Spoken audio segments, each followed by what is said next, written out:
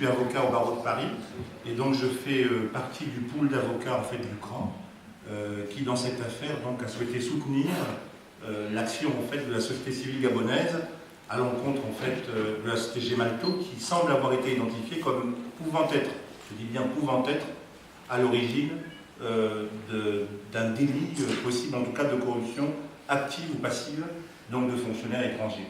Alors pourquoi agissons-nous? C'est que en fait au-delà je dirais des déclarations politiques, d'une posture proclamatoire ou déclaratoire des acteurs politiques locaux qui ont raison effectivement d'intervenir pour essayer de faire bouger les choses sur le plan sociétal, sur le plan politique, il s'avère que le droit donne des moyens réels d'intervention et de transparence. Donc vous avez bien compris qu'aujourd'hui les choses ont évolué, je dirais, dans le cadre des relations franco-africaines, depuis la saisine des tribunaux français sur le terrain des biens mal acquis. Les juges aujourd'hui, les juges français, prêtent oreille donc à des actions possibles sur ce terrain-là. Et donc il appartient donc, aux acteurs donc, locaux, politiques, lorsqu'ils n'arrivent pas à faire bouger les choses localement, et là c'est le cas, puisque les organisations qui sont intervenues tout à l'heure vous ont indiqué qu'elles avaient déposé une plainte au préalable, donc auprès des tribunaux gabonais. Donc le doyen des juges d'instruction du Gabon a été saisi par Marc Ona, au titre de son association, et également, je crois, par d'autres acteurs politiques locaux, en juillet 2014, et depuis lors, rien ne s'est passé. Donc c'est pour vous dire qu'effectivement, il y a une opacité manifeste donc, qui est jetée sur ce terrain-là, et c'est pour cela qu'avec l'aide du CRAN et de ses avocats, nous avons essayé de porter le fer, en fait, sur le terrain judiciaire, mais en France. La société Gemalto étant une société française, il lui appartient de répondre, effectivement, dans l'hypothèse de dépôt d'une plainte, ce qui est le cas, donc aux injonctions des tribunaux français. Et il nous est apparu que dans ce dossier, de la biométrie qui a été confiée à ce Gemalto, il y avait des forts soupçons en fait, de corruption. Et le terrain donc, le plus solide nous est apparu comme étant le terrain donc, du délit de corruption active ou passive donc, de fonctionnaires étrangers. Pourquoi? Parce qu'il y a un faisceau d'indices en fait, qui laisse penser qu'il y aurait eu effectivement des agissements délictueux. Alors ce faisceau d'indices, il est fondé sur quoi? Sur le fait d'abord qu'au départ, d'après ce qui nous a été évoqué par les acteurs politiques locaux, c'est que normalement le gouvernement gabonais, suite à un consensus politique avec l'opposition, devait passer par un appel d'offres. Et il s'avère qu'en fait, c'est un marché de gré à gré qui a été passé.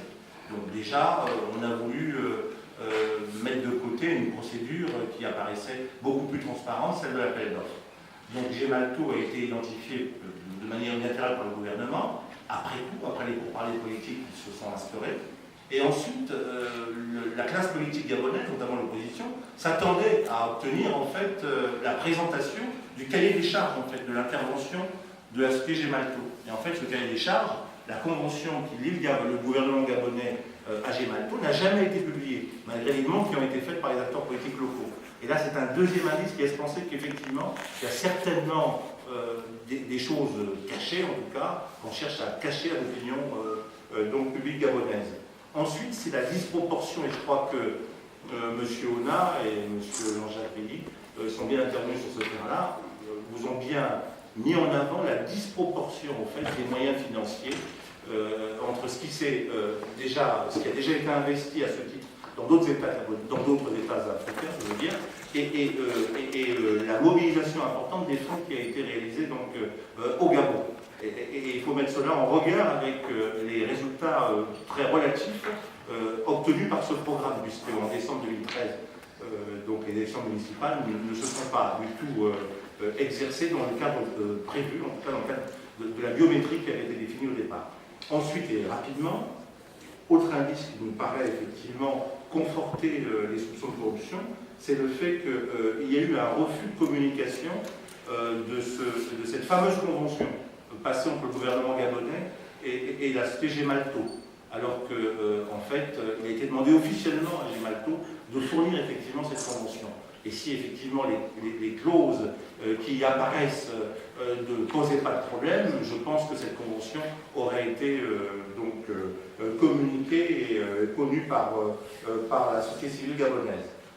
Ensuite, autre indice, et j'en ai parlé en liminaire de mes explications, c'est l'inertie manifeste de la justice gabonaise. Suite à la plainte qui a été déposée, rien ne s'est passé.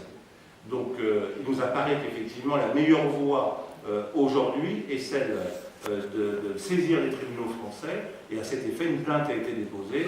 Le procureur de la République est saisi d'une plainte pour délit possible en tout cas de corruption d'agents publics étrangers, et donc une enquête préliminaire devrait être ouverte qui pourrait donner lieu à terme à l'ouverture d'une information pénale, c'est-à-dire à la saisine d'un juge qui sera autorisé à mener les enquêtes et à parvenir en fait à faire révéler la vérité des relations qui ont été nouées entre le gouvernement gabonais et la société Gemalto.